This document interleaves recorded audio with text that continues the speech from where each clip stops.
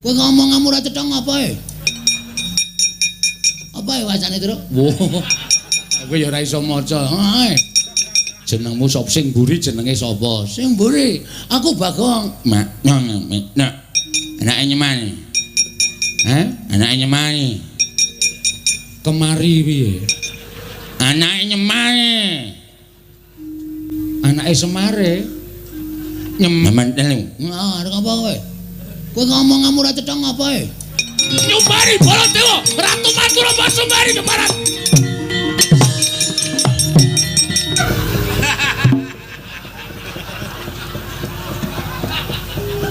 Lah iki Bagong mau muni. Bagong seru banget muni.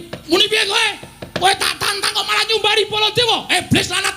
Lagi makler aku. Krungu disumbari Baladewa ki ratu ora tau mambu penantang kok disumbari karo Ratu Iblis. Bagong, Non. wong mau muni tenan to? Mboten.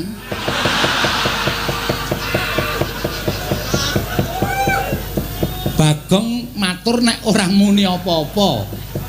Senengane kok percaya karo Bagong lho. Kowe iki ya edan kok Bagong. Apa suwe?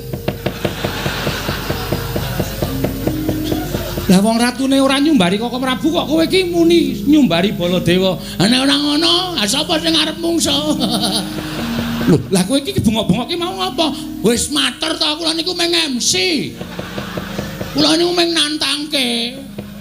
Nek ora tak ngontenke Prabu Baladewa ora tumandang karya.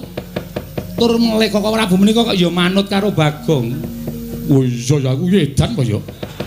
Lah aku ki ratu kok meng di Bagong bengok ngono aku kok ndur nyeret ratu kae mau. Wis pun dilakoni mawon mboten napa-napa. Dirampungke sisan. Ratune metu sampean sing nyeret berarti dendame karo sampean.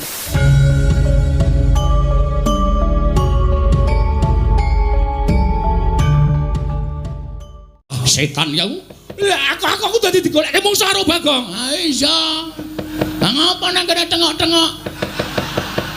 Kancane do nyambut gawe kok meng tengok-tengok. Kowe wong edan tenan kok kowe iki senengane. Ora pisan ora pindho lho. Karaku ya ngono to kowe ya to. Kelingan ora? Ora wis suwe. Merasa dieling-eling. Lho wis tau diapusi Bagong. Nate lho edan tenan kok Bagong iki. Lho perkara kula menika nembe wonten Ngamarta. Lah kok Bagong iki mlayu-mlayu. Matur kalian kula. Nuwun sewu sinuwun.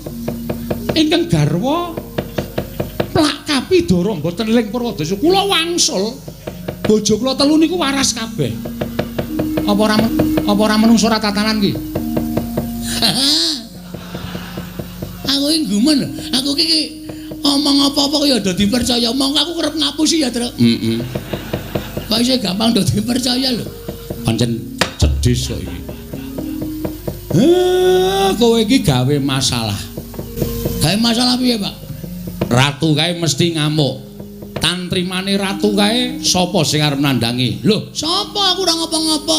Lah sing nyeret sapa? lah rak tenan to malah ketiban awu anget aku. Alah ora masalah. Wong biasane ya nesu-nesu kok ya. Ndara perku Ndara. Owo. Blegegek sadulita mel. Ora kanthi kanyono-nyono. Lah kok iki eneng priyagung. Wah, sing munggah ana ing pendhapa padukuhan. Mongko miyak saking kawulaku sing padha seba ning padukuhan. Nala gareng dalem, Pak. Apa iki kancamu dolan apa piye? Oh, aku kok kancane dolan kok ratu sandangane sugih kaya ngono kuwi. Sing biasane sok srawung karo ratu-ratu sabrang ki Bagong. Takonono Bagong kuwi. Bagong kowe iki kancamu apa dudu to, Le? Lho. Cah edan ora. Bagong kuwi gugah kuwi. Wer. Kowe iki mah turu iki ngopo? Aku ki nek jejer iki males e. Ora gek limbukan. Wah, apa-apa kok limbukan ora. Jagongan ro piagung ki kaya rasane ki ora nyambung. Kono kuwi sing diomongke negara, aku sing tak omongke mung bangsa lelakon ning desa kan nek nyaut malah kleru. Bagong iki kancamu Du. Lho. Kok mrene kowe, Jo? Jo? Jo sapa? Oh, Udu ndeng Udu. Udu kae rambuté abang kok kancaku kae. Ngawur ora. Iki wis ora disemir iki. Petruk iki kancamu dudu sanes. Ora tau duwe kanca kaya ngoten. Timbali mawon Pak Wigatose napa? Niki ketoke kok kaya Nalindra. Iki kayane Nalindra Sabrang. Sinuwun. Sampun kinten kula tumambuh yekti saweg sepisan menika kula wanuh. Panjenengan menika sinten? Nalindra saking pundi? Sinten jejulukipun? Jagat Dewa Bathara. Ya jagat Pangestungkara. Walah dalah. Aja lara atimu yen to aku ora basa karo kowe Semar. Merga derajatmu pancen bener. Jumbuh karo kondangmu yen to kowe derajating Panakawan. Nggih, pancen kula menika namung batur. Kula menika namung Panakawan. Ya. Mula aja lara atimu yen to aku ora basa karo kowe. Sabab ala tanpa rupa aku kuwi ratu. Nalindra. Ya. Saking pundi sinuwun? Saka negara ing Pageralun. Saking negara Pageralun. Ya. Jejulukipun aku Prabu Gendra Swaropati. Prabu Gendra Swaropati. Ya, pancen bener. Apa bener kowe ingkang aran Semar? Nggih ning kaya ngeten niki sing jeneng Semar. Lah pripun to? Kok sajake sampeyan tambuh kalih Semar Badranaya. Walah dalah gugu karepe dhewe. Ora jumbuh karo kondange. Persasat jagatingan kebrebeken marang umandanging Semar Badranaya. Wah, tak kira rasananing para kawula akeh kang padha ngrasani marang Semar Badranaya. Semar ki wujuding ratu, sak ora-orane nayakaning Nalindra.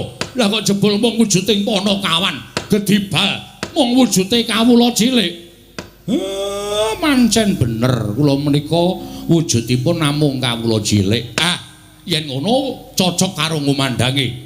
Kowe wong pinter, kowe wong wasis, kowe wong sing digdaya.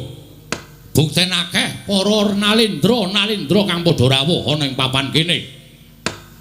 Ketitik kowe lenggah ning pendhapa sineba para Nalindra nitik kalawan agemane. Sampun ngantos ngaten menika bendara kula. Lho. Bendara-bendaramu nggih sing lenggah wonten wingking kula menika Sinuwun Puntadewa. Wah, Sinuwun Puntadewa. Nalindra Ngamarta leres. Sing endi piyayine? Sinuwun Puntadewa kok mripate ambane ra jamak-jamak. Bagong wak keprok watu ndasmu kowe. Sinuwun Puntadewa kok kowe ngacung to, Gong? Ayo ben kaya gleleng. Sinuwun Puntadewa lenggah ning kene kok kowe ngacung lek dukani. Ora apa-apa, Bagong. Kowe ngaku Puntadewa ya ora apa-apa. Kuwi ndek nada cerewet. Aku sing duwe jeneng kowe diakoni ra apa-apa kok. Ingkang wenggah wonten wingking mriku. Wah. Sing ning mburi kuwi. Inggih. Menika Sinuwun Puntadewa Nalindra Ngamarta niku bendara kula. Lah niki Ndara Janaka.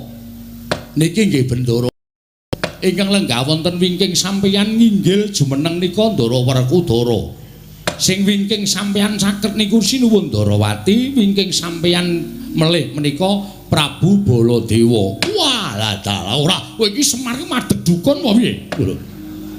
Kok madheg dukun pripun? Lah nyatane akeh para ratu-ratu sing padha rawuh ning Karang Kadempel. Buktine mesti padha njaluk pesugihan, njaluk arisan. Jaluk kadigdayan marang kowe. Nuwun sewu. Sampeyan ampun ngawur. Ndara-ndara kula Pandhawa niku mboten kaya ratu-ratu Sabrang kaya sampeyan. Nek sampeyan dadi Nalindra, wis wegah cerak karo kawula, wis wegah caket karo para kawula niku wis lumrah. Ning nek Nalindra tanah Jawi, Sinuwun Puntadewa, Sinuwun Kresna, Sinuwun Baladewa niku arepa wis dadi ratu. Ning isih kelingan karo sing nyoblos biyen, ngoten. Dadi tetep terjak enten masyarakat cilik ngene iki tetep disambangi, tetep dicaketi. Ora kaya sampeyan, kula ngerti watak sampeyan niku nek wong sabrang niku le apik niku nek lagi magang. Niku janjine kaya doro kekalangan, muluk jure ra jamak-jamak.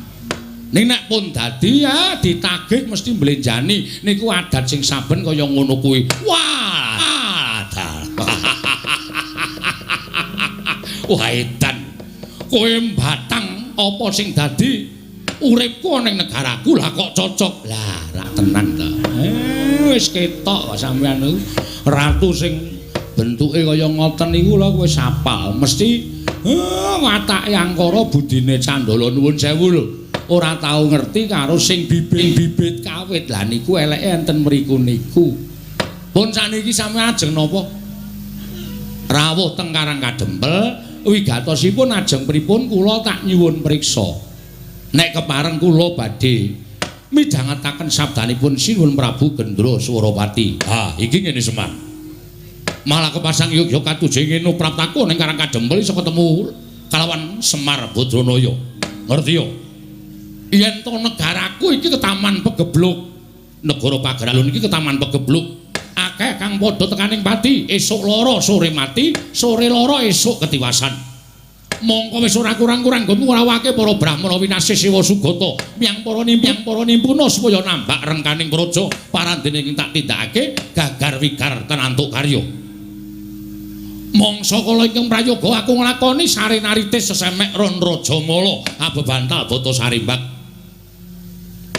Nalika semono aku entuk sasmitaning dewa. Negaraku iso waluya nirmala temajati, jati temah mulya. Yen to kerawuhan Semar Badranaya. Wah, lehku goleki papan dunungmu nganti kekalangan malaya jagat iki persasat wis kemput tak ubengi. Tinemune wujude amung padukuhan Karang Kadempel. Ah, mula kang saka kuwi Semar. Praptaku ana ing Karang Kadempel iki, aku njaluk lilaning atimu, ayo tak boyong marang negaraku Pageralun. Ora ketamung telung kedheping netra, kowe lenggao sawetara ana ing Pageralun supaya dadi sarana waluyaning negaraku saka nggone padha nandhang pagebluk mau Semar. Kula, yo. Meng kaya ngene kok. Dadi jamu iso marai ilang pagebluk. Wis ora san dadak kowe kuwatir. Yen kowe gelem tak boyong, kowe njaluk apa? Tekan negara Pageralun omahmu ora kaya ngene iki. Yen perlu tak riasake omah loji.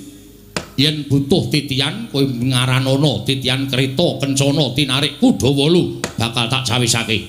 Kowe ngerti ora?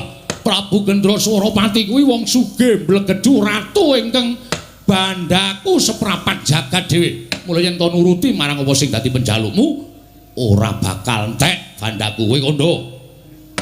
Omahmu iki dimbroke, kowe pindah ning negaraku tak wenehi omah sing luwih apik. Pendopo njaluk pira gedene?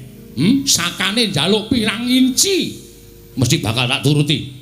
Yen perlu kowe duwe kulawarga gawanen mrono kabeh. Sak anak-anakmu gawanen tak yasake omah kabeh. Lembak. Iki ngapa Gong ora? Wah ya iki anu apa jenenge iki harapan yang betul-betul cemerlang iki. Harapan gelem bangane nang kene. Omahmu isih apik, omahe Petra isih apik, omahku wis dose. Bola-bali digrobyok Satpol PP. Kon pindah rono. Ayo saking dene ora upakara omahe sing lengenahi bapak kok. Awitene nek kebutuhan go sekolah anake adol. Wah iki ngedolan kok ora. Wis kono, anakmu pira? Tak yasake. Yen kowe butuh ijol duit, kowe njaluk ijol duit pira? Yen upama anakmu ora tok gawa marang negaraku, anak-anakmu lan bojomu nang kene kok ninggali duit, kowe matura pirang triliun tak bayar kenceng. Waton kowe gelem tak boyong. Yen kowe njaluk ijol apa wae mesti bakal tak pinangkani.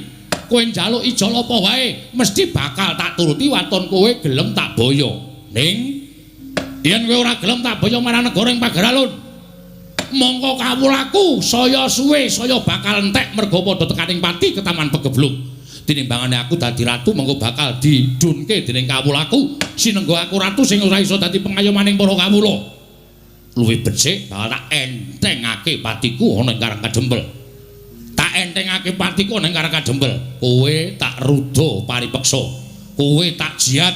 Kowe tak peksa tak boyong marang negara ing Pagaralun.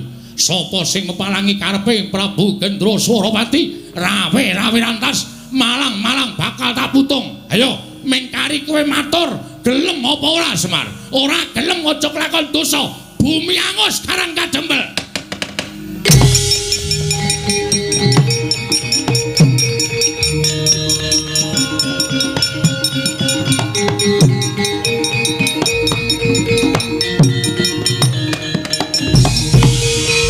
Kowe arep ngopo?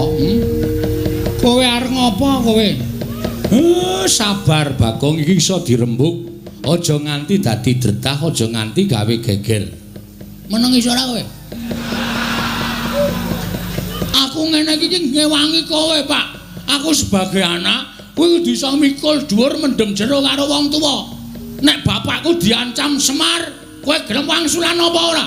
Ora gelem wangsulan tak ruda paripeksa. Kuwi aku minangka anak iki kudune cancut tali wanda. Mula kowe mikir aku. Ora sing meng tok peng-penge meng gareng karo Petruk. Endi dong ngewangi kowe? Domeng mendono mripate cok. Ana kanan kaya ngene kanan genteng. Kaya ngene kok meng do meneng wae. Ndekno sing tok tukoke sarung meng Petruk wae. Gareng tok tukoke pecis meng gareng wae. Aku blas ora tau tok kaya apa-apa. Ning saiki dadi bukti bahwa sing pancen sambelani karo Semar ki meng Mas Bagong. Kowe meneng, aku ora iso meneng. Wis ta iki ratu iki nek aku ora sing mangsuli, ora rampung-rampung, mergo kowe engko mesti blegek-gugek ngene sinuwun. Sing ala dibuang sing becik digoleki. Oh, dudu watakku. Aku nek kira-kira ana sing arep ngisra Karang Kadempel, arep gawe bucek banyu bening Karang Kadempel, aku sing ora trima. Nek dadi perang kowe wani apa piye? Lho. Iki ngopo kae wong ngene iki? Lho, lah kowe, lho aku ra mung sebagai MC. Nek dadi geger kan ini orang-orang ini. Dapurmu genti. Mbok kurang ajar kowe. Ngono kuwi sing aku sok ora seneng. Meneng aku tak omong-omongan marang omong-omongan karo kowe. Iki karo omongan karo ratu iki raine biru iki lho. Wis. Nuwun sewu Prabu. Sinten sampean wau? Gendra. Lho iki sapa iki matane gedene ra jamak-jamak. Matamu kowe. Lho, urung-urung wis ngoneke matane. Lah kok yang ngoneke aku matamu. Aku seneng Bagong ngono kuwi. Aku seneng tegese Bagong kuwi gatekake karo Karang Kadempel. Ngopo ki ya ngapa kowe iki? Wah, malah aku barang diseseni. Meneng ah. Ora ana sing ngodo cuma kejaba aku. Kok Prabu mriko sampun to. Kendel mawon Bagong niku nek ngoten iki kaya wong kang slupan. Kaya wis dinengke wae. Iki sapa? Anak ragile Semar. Lho, anak ragile Semar. Heeh. Sapa jenengmu? Bagong. Kowe tak jak sisan ning negaraku tak iyasake loji. Serius? Oh, cah edan ora. Ketoke nesu kok barang diumuki omah kok serius. Aku ki ra blereng karo bondo donya, Aku arep kaya ngene iki, uripku kuwi miskin. Ngono. Nang aku kere. Dadi nek ning tak imingi-imingi bondo donya iki nggo ngopo? Wong urip ki ora kudu ngawula bondo donya. Wong urip ora kudu ngawula derajat pangkat. Sok neng kono iki ora ditakokke derajatmu apa, pangkatmu apa, bandamu pira, sing ditakokke kelakuan sing apik. Jangan tepuk tangan. Apa gunanya tepuk tangan tanpa saweran? Oh, pancen setan tenan kok. Berarti kowe bapakne setan. Hus. Ayo wis. Saiki ngene Mas. Sing jeneng ukume adile wong nyilih kuwi disilihi. Upama ora disilihi ya wis ora usah dadak meksa. Hukume wong takon diwangsuli. Wis ngono kuwi. Urip ning alam donya ki mung rong perkara. Takon diwangsuli, nyilih disili, padhang peteng, mlebu metu, mati urip. Ngono. Dadi nek sampean ngongasake ning sampean sugih, aku wong sugih. Aku wong duwe. Ngelingono Mas, di atas langit masih ada langit. Sak sugih-sugih wong isih ana sing luwih sugih, ming sampean urung ditempokke karo wong sing luwih sugih karo sampean. Sak digdaya-digdayane wong isih ana sing luwih digdaya, ming sampean urung ditempokke karo wong sing luwih digdaya tinimbang sampean. Sak pinter-pintere wong isih ana sing luwih pinter. Ngono kuwi hukume alam wis berlaku. Nek kowe arep meksa karo Semar, ora iso, ana anake. Semar duwe kewajiban nang kene ora sak penake dhewe. Lho, yen ngono Semar ora gelem tak boyong ning pager alun. Mesti ora. Semar ki ora tau gelem diboyong nang ndi-ndi arep dipameri brana picih. Semar ki ora tau gelem. Semar ki nek wis gelem sugih. Semar nang kayangan kok, ya Pak ya. Iki kakane Bathara Guru e, ha ta Pak? Iki Bathara dosen udu-udu. Dosen ora, ajare kakane Bathara Guru. Bathara Guru kae adikku, kae manik moyo, aku Ismaya. Kae adikku, kakangku meneh Pak Dimutaga kae Tejamaya. Wah, aseme. Berarti dewa tenan kowe Pak. Iya. Wah, gleleng iki aku anak dewa ya Pak ya. Kapan-kapan dolan ning kayangan Pak. Rasa. Aku pengen renang ning Karang Kawidodaren. Karang Kawidodaren tok nggo renang banyune bucek. Juangkalmu meko ya. Semar Taruda paripeksa. Kowe arep ngruda paripeksa karo Semar. Betenge Bagong. Lho, yen ngono kowe wani karo aku sing nawedani apamu? Wah, ladalah. Wah, aku ya ladalah. Dian iki menungso apa iki? Menungso tenan genah urip ngene padake anggepmu aku saka batreno wae. Iki menungso tenan kedunungan nyawa. Wah, ayo ngendi pampane wong neter kadigdayan. Weh lah nantang tenan kowe. Hah? Muni piye? Muni piye kowe? Lho kowe kebangetan nek kowe carane ngono kuwi. Kowe kebangetan. Kowe tak tantang kok malah nyumbari Baladewa. Iblis lanat kuku karepane. Wah, mati tenan. Menungso ora tatara karo jajanan nyumbari Baladewa. Ratu Matura Basumbari keparat.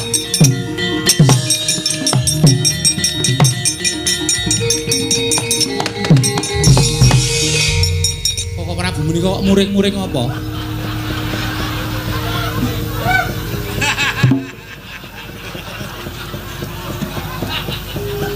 Lah iki Bagong mau muni.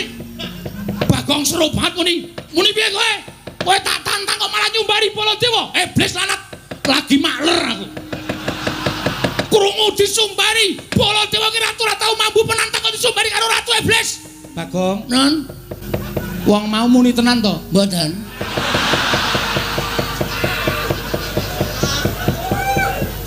Bagong matur nek ora muni apa-apa. Senengane kok percaya karo Bagong lho. Kowe iki ya edan kok Bagong. Ha wis suwe. Lah wong ratune ora nyumbari kok Prabu kok kowe iki muni nyumbari Baladewa. Nek ora ngono, sapa sing arep mungsa? Lho, lah kowe iki bengok-bengok ki mau apa? Wis matur to kula niku meng MC. Kula niku meng nantangke. Nek ora tak ngontenke Prabu Baladewa ora tumandang karya. Tur meleh kok Prabu menika kok ya manut karo Bagong. Oh iya ya aku edan kok ya. Lah aku ki ratu kok meng di Bagong bengok ngono aku kok ndur nyeret ratu kae mau. Wis pun dilakoni mawon mboten napa-napa. Dirampungke sisan. Ratune metu sampean sing nyeret berarti dendame karo sampean. Wah, setan ya. Lah aku dadi digoleke mungsa karo Bagong. Ha iya. Lah ngopo nang kene tengok-tengok?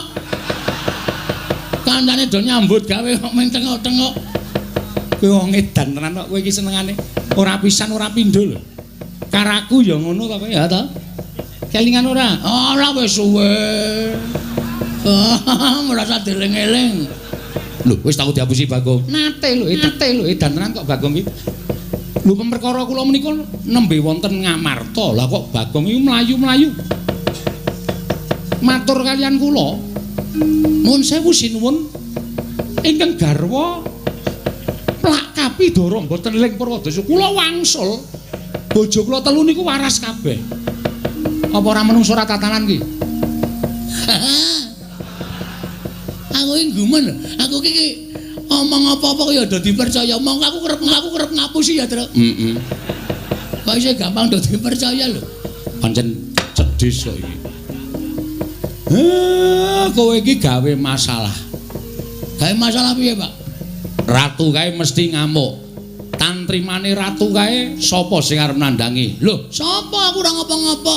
Ha sing nyaret sapa? Lah rak tenan to malah ketiban awanget aku. Alah ora masalah.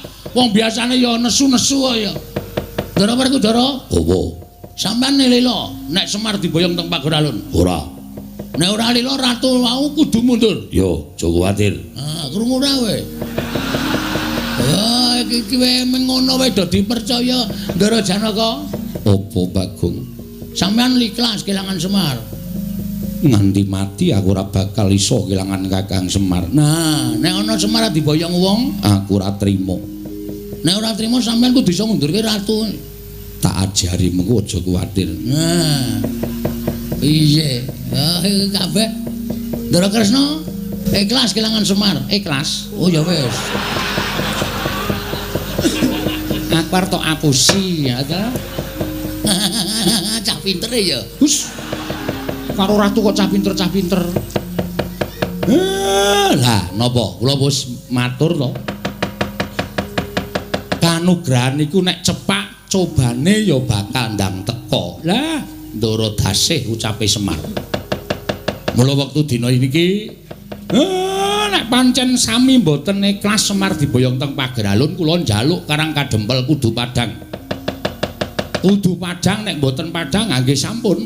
Wewangunan lahir batin sing ajeng dibangun teng negara Ngamarta niki mengke bakal ngrimpet nyandung merga ana menungsa sing jeneng Gendra Swaropati. Kok Prabu Mandura? Nggih. Kedah tanggel jawab yo, tak tanggungi aja kuwatir. Yen mungsuh ratu kaya ngono kae mbok rangkep limo ora bakal tak pinggal unjat. Yen ngono gandeng aku wis dipasrahi Kresna. Mengko mundhak kesuwen ratu kae tak tututane. Kok Prabu ing ngatos-atos yo Werkudara. Nggih. Melu aku yo ayo tak derekke bareng kakangku jaluk pamit kok. Petro dalem Pak. Kowe aja terus enak-enak kapi enak. Kapi mendo. Wis Bagong kowe aja omongan. Lho, ora aku iki Bagong kok ning kene iki ngopo ta iki? Lukir. Iya Bagong, sampeyan wangun teng mriki niki. Nah, mriki niki. Terus aku nang kene. Kowe ngapa ta, Mir? Bus. Mau arep moncar sithik wae ra entuk. Di Nalindra lho, Gong, ora ning ngarepe Nalindra. Oh iya lali aku.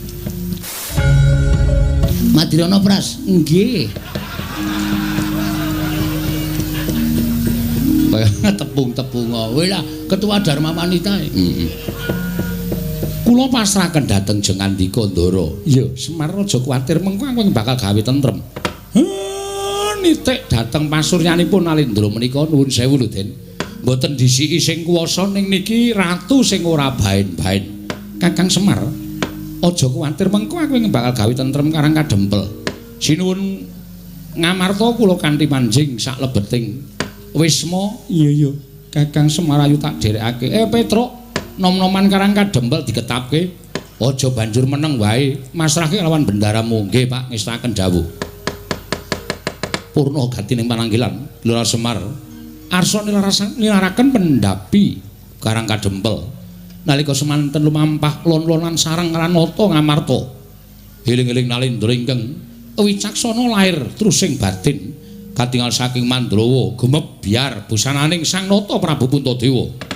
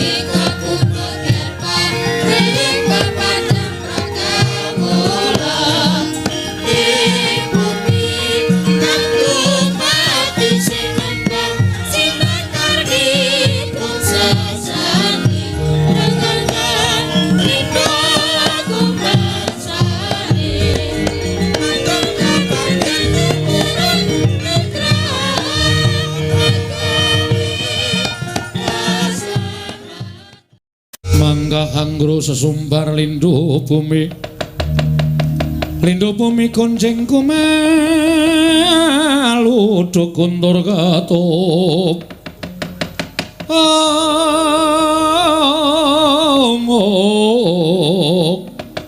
tumembak penyukang kumambang dosang Wisnu Bathara Yun pamunten Bapak Peneban kula mboten saged mboyong dhateng Semar Badranaya. Gandheng blagudung suwaru gembal Semorante hawala. Gendra Swarawati wonten dawuh. Aja mung tekan semene, Nger. Aja mung tekan semene. Lho apa to sababe dene kowe matur karo Bapa gurumu Begawan Durna? Kok kowe ora kelakon mboyong lan Semar Badranaya? Nyatanipun nembe kemawon kula matur sanipun Semar. Semar badhe kula boyong api-api negari kula Ketaman Pegebluk. Nanging jebul pinanggipun wonten negari utawi wonten ing Karangkadempel. Kathah para priyagung ing sami jajar lenggah ngadhem kersanipun Kyai Nayantaka. Lho. Yen ngono Pandhawa mapan ning Karangkadempel, kasinggihan mekaten. Yen ngono pasang Yogya kados ngene. Yen perlu ora ming Semar Badrana sing bakal mbok boyong, mbok aturake marang aku lan bakal tak aturake marang Pandya Betari Durga. Nanging klebu Pandhawa 5 cacahe. Pandhawa 5 cacahe ya kuwi Puntadewa, Werkudara, Janaka, Nuklasedewa. Rangketen bantaran tangan krincungan sikile. Bakal tak aturake marang Pandya Betari Durga. Jer nyatane Pandhawa kuwi bocah Sukerta. Pandhawa kuwi wong Sukerta, wajib dadi panganing para berkasaan. Wajib dadi panganing wadya balaning Betari Durga. Mekaten Peneban. Yen kowe ora iso mboyong Semar, ora iso mboyong para Pandhawa, ya wis. Ora apa-apa, ning kabeh ngelmu sing kok takokke karo Begawan Durna, ora bakal tak paringake. Jer Basuki mawa beya Gendra Suropati. Kagat risang kapirang urinangkul kinembit-kembit. Dosang reknaning bawana.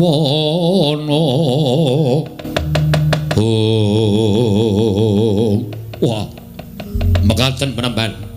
Ya pancen syarat-syaratane pancen kudu kaya mangkono, kowe ngerti dhewe ta? Aku sowan ngesaning Pandya Betari Durga ingkang wigati, jaluk daya timbul kekuatan tumraping para Sata Kurawa, tumraping anak Prabu Duryudana. Nanging Sang Pandya Betari Durga paring dawuh karo Begawan Durna waton iso gawe ijol. Ya kuwi wujuding bangkening Pandhawa, luwih-luwih bangkening Semar Badranaya bakal pinaringan pengayoman Kurawa dening Pandya Betari Durga. Wekasan besuke upama tumapak perang gece Bratayuda bakal kelakon penjanganing anak Prabu Duryudana iso ngisas kalawan para Pandhawa. Mekaten Peneban. Menawi ngaten kula nyuwun tambahing pangestu. Mboten kitang sekedhik kula mbeta wadyabala saking negaring Pageralun. Badhe kula ketapaken supados damel geger Karangkadempel. Nah, ngono kuwi lho, gawe geger. Ora ming ora iso mboyong Semar kok terus matur ora iso mboyong Semar Badranaya. Wah, jenenge kuwi jenenge ora mbudidaya. Wong kuwi diwenangake mbudidaya. Inggih, Peneban. Wis kana mangkat to. Wadyabala Pagerwaja Pageralun diketapake. Supaya gawe geger Karangkadempel. Lho niki ngestaken dawuh Paduka Peneban kula atur semingga. Ya cetak. Saka kadohan nek ngulatake karo kowe Gendra Suropati.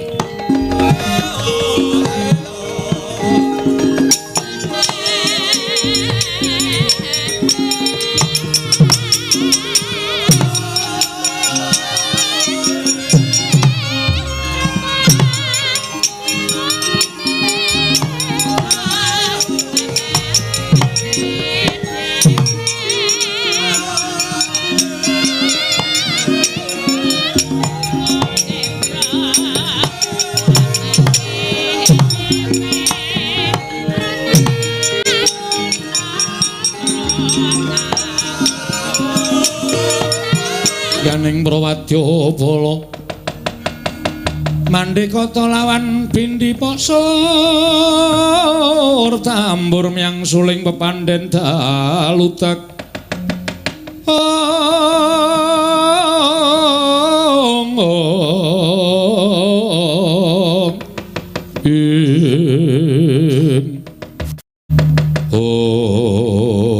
nuwun sewu sinuwun.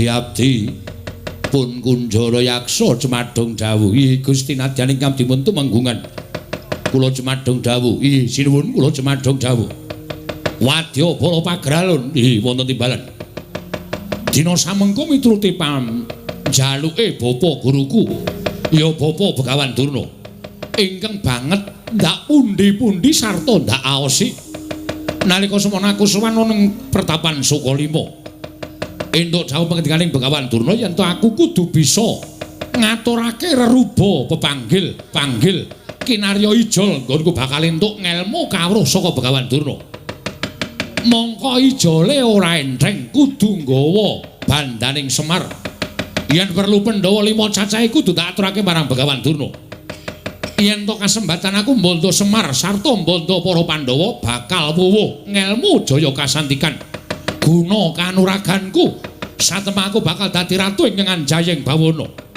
lajeng kepareng paduka ngawi sangganing para wadyabala mugi ambabarana ing abdi kepatihan Grit lampit brungkat kimpul gajah gelar singa barung wadyabala sacukupe saka negara ing Pagralun mriki ngampyak karang kadempel sapa sing ketok digawe sungsang bawana balik nun ngestakaken dawuh pangkatipun para wadyabala benjang menapa ora ketang sambung obor cara lintang mangkat dina iki niki ngestakaken dawuh sinuwun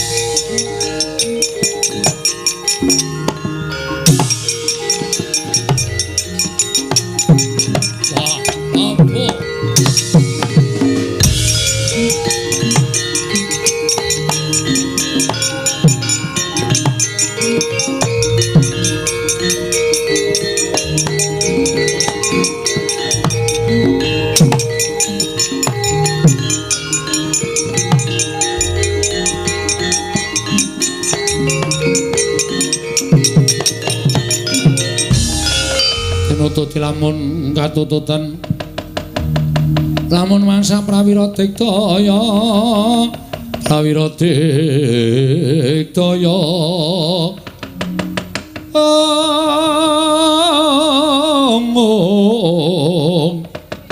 Ronanggono magawe gelari rawang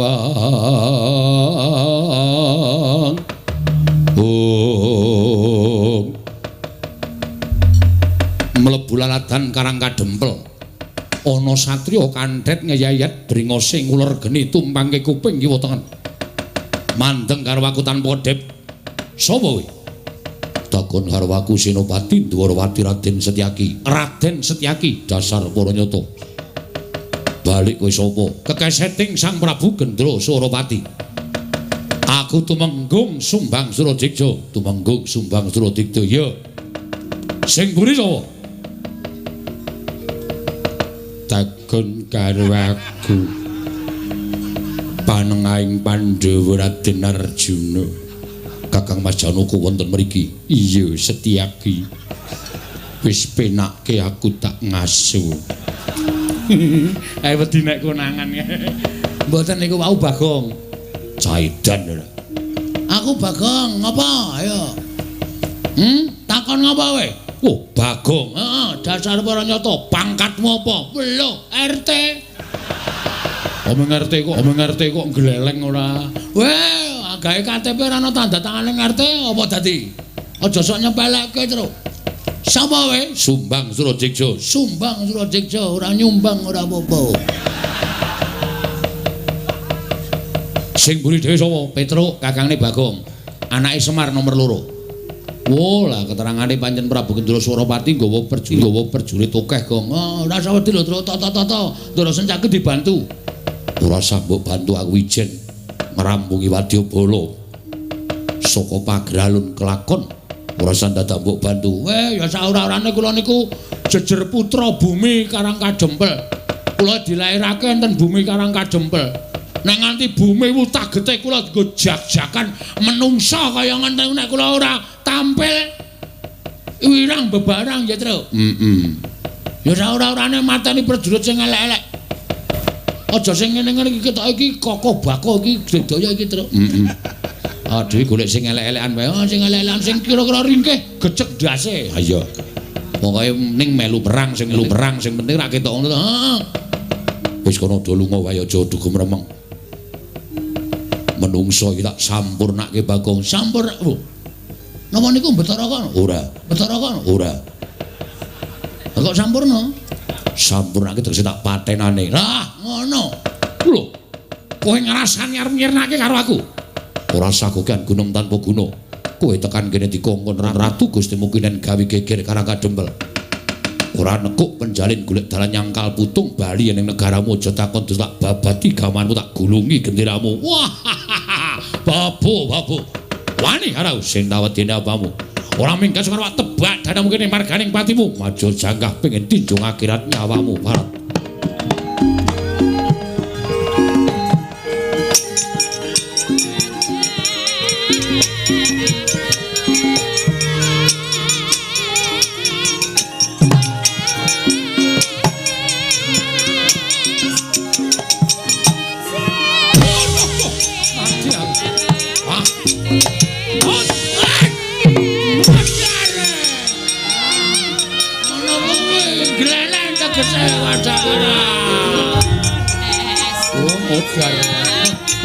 Mumet saja.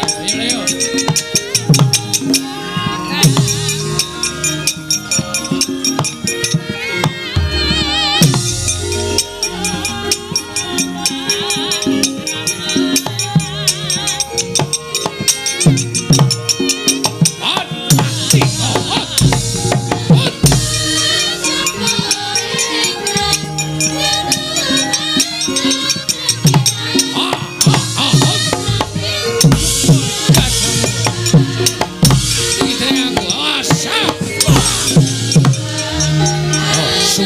Surajigja Barat.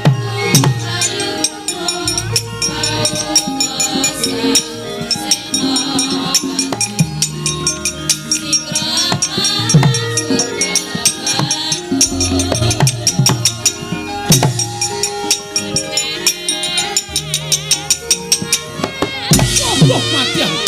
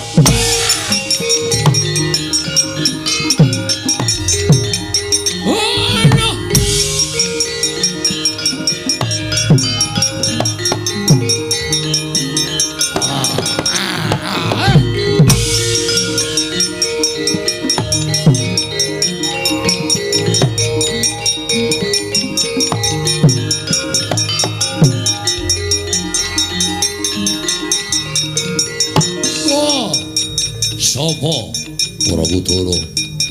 Kowe sapa? Kunjara Yaksa Patih Pagralun. Ayo. Ndi Semar Badranaya? Boyomen. Sirnakna Werkudara. Wah, jebol jajawan. Wah. Mati kowe. Woi. Hut. Wah.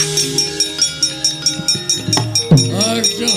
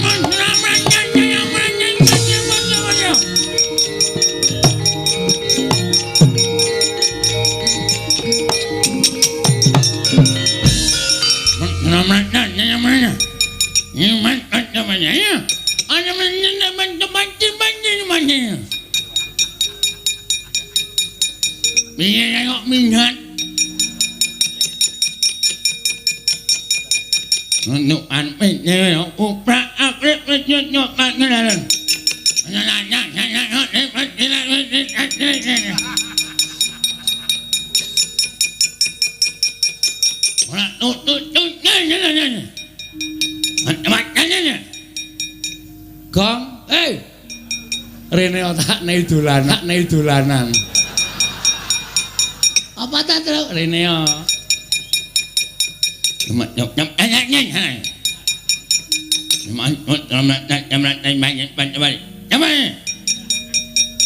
Iye. Maksude nyanyi sapa? Kowe. Aku piye? Nyanyimu.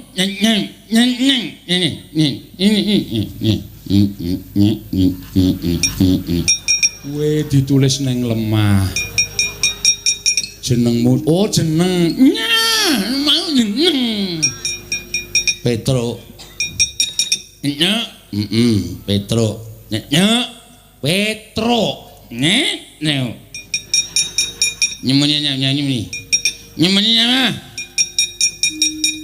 Ngomong apa aja, Tru? Aku yo radong, aku jane asine radong. Ngapa kowe? Nyemeng wis kemamah ndasmu. Kok kudu radong barang kok. Men aku yo waton ngomong kok. Ini.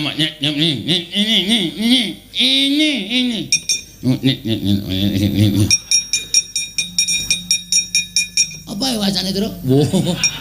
Aku ya ora iso maca. Jenengmu sop sing mburi jenenge sapa? Sing mburi. Aku Bagong. Nah. Anake nyemani. Anake nyemani. Kemari piye? Anake nyemani. Anake Semare. Nyemar. Nah, rasa dinai Semar. Heeh, anake Semar. Nomor 2. Nyomet. Ini namanya. Nomor 4. Telu. Naman telu. Nah, arep apa kowe? Kowe ngomong kamu ora cetha apa e? Wo, bolongane irung keciliken, Truk. Kowe sapa? Anakku. Lumenggung. Anik mah. Hah? Lumenggung anik mah. Sapa itu? Tulis. Nyempatnya.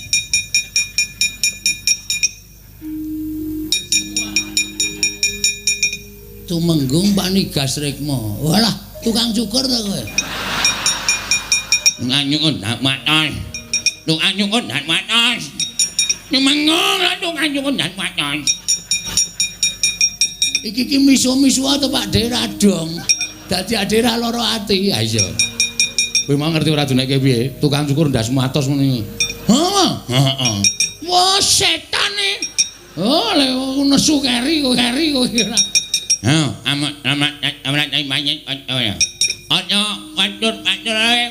Nek mati maju mana tam koyo ora apa ya. Tulis kok banget. Ngomong kok banyak tulis yo banget ndake lemah. Aku radong Nyemar. Heeh, Semar piye? Mohon tangane. Inyong ini. Lek lencung, linyong. Nek linyong panganan. Aku dong nek iki dong aku. Lek lencung panganan ngono to. Ngene paham. Aku dong iki paham lho ta. Semangat dengan ini pondok tangane linyong cikile. Ayo kono Prabu namanya. Sapa? Prabu namanya. Maksudnya bapakku arep tok krincung tangane tok bondo, tok bondo tangane tok krincung sikile tok aturke Prabu Ngendranyanamawati. Gendra Suropati, Ngendranyanamawati. Ah, entuk pepunga. Ah mundur. Ora level. Ora level. Ora level. Ya. Aku nemu ngomong ere. Mundur. Wah, kepruke watu ndase ya terus aja kusik-kusik. Aku dinake kere, aja sabar kowe iki. Mesakake lho iki ketoke kaya ngene iki. Nyang apa? Aku aja dimecake. Iki kulino blut, kulino benang, kulino mayo ning paparanan. Ha? Anyira manye marayo. Nek nyanyi ora gelem mundur, akhirat nyawamu dina iki. Nanya nganggo gamelan. Kejem. Aku ki selak mumet teh. Mumet ngopo? Mumet ngrungokke suarane iki. Mumet. Buan modar mbok man. Heeh. Jarike apik to. Heeh. Ajuke ya. Aja ngene wong mati ki medeni. Ora wedi ro demit. Oh ya wis. Lureke. Prada Mas atu menggong. Ha iya. Copote wis lumayan iki ya dosa luga ngono kuwi njupuki sandangane wong sing mati ora urusan mungsuh ya wis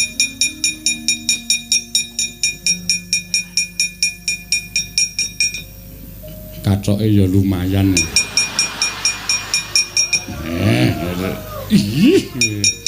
waduh gede banget disekeng ben cara kuno disekeng.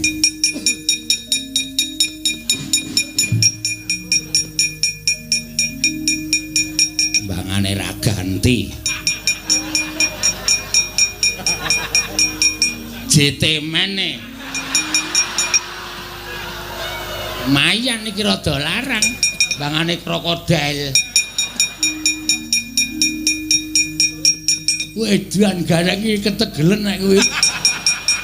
Wedan nganti kaya ngono iki to. Ha wis mati ora krasa. Lho, mbakune mawut-mawut kok. Takku kok kowe lintingen. Moh. Yo kon linting aku ora. Kuwi cepet banget lho tenan disumet.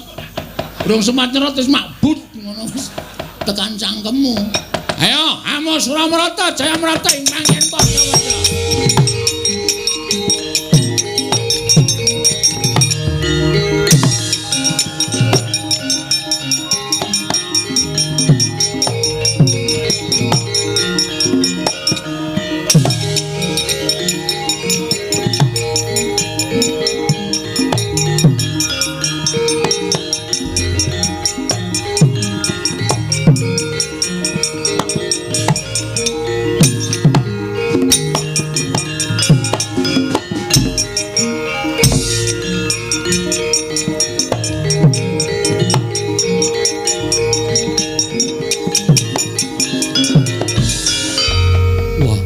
Kula Mbah. Piye? Jebul Karang Kadempel sing jaga mboten namung anak-anakipun Semar. Lah sapa? Sing jaga satriya-satriya pepedhingan kula pinanggih kalian Raden Setyaki. Setyaki iki Senopati Ndarawati, apa Prabu Kresna lenggah nang kono, Pak? Kula piyambak mboten mangertos. Ning nek nang Setyaki iki mesti nang Prabu Kresna. Wis positif kuwi. Nggih. Kowe gelut? Nggih. Kula nyaut tumbak. Kula jajahi tumbak mboten kenging, dheke nyaut godho, tumbak disendal munggah, godho tibake teng sirah kula. Sumrepet mboten weruh dalan, pindha ninggen cengel nganti jengklit tutuk dada kula bres. Kula teng mriko suwe ora iso ambegan. Mundur. Nggih. Dudu tandingmu Sencaki. Oh. Kae Senopati Digdaya peng-pengan. Ora ana wong sabrang sing iso menang karo Sencaki. Sencaki ki mbiyen jaman semono iki jaman aku ijek enom ki gayenge nek ming gelut karo aku. Sencaki niku. Damangi. Wah. Pejah kula, Mbah. Rekyana Pati Kunjara Yaksa. Inggih. Dos pundi? Pinanggi kalian satya gagah gedhe. Dhuwur naminipun Werkudara. Kawon ta panjenengan? Inggih. Mundur. Panjenengan badhe majeng. Pun ta, mundur. Inggih. Panjenengan sampun sepuh lho, Mbah. Ampun so nyawang tuane sing baku semangate. Oh, inggih. Nek mboten kula sing ndongani Karang Kadempel ora bakal sungsang bawana parik. Inggih, Mbah.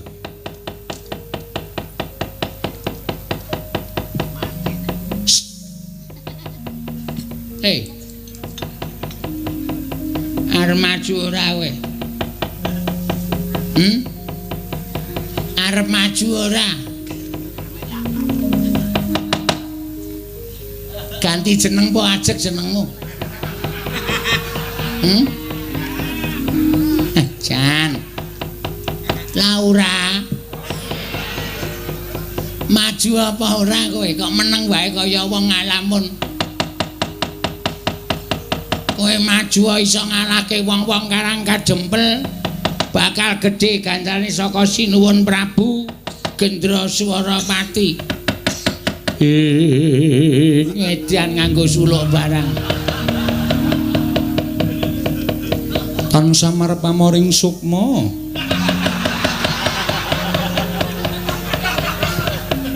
Sinukmaya winah iya ing sepi.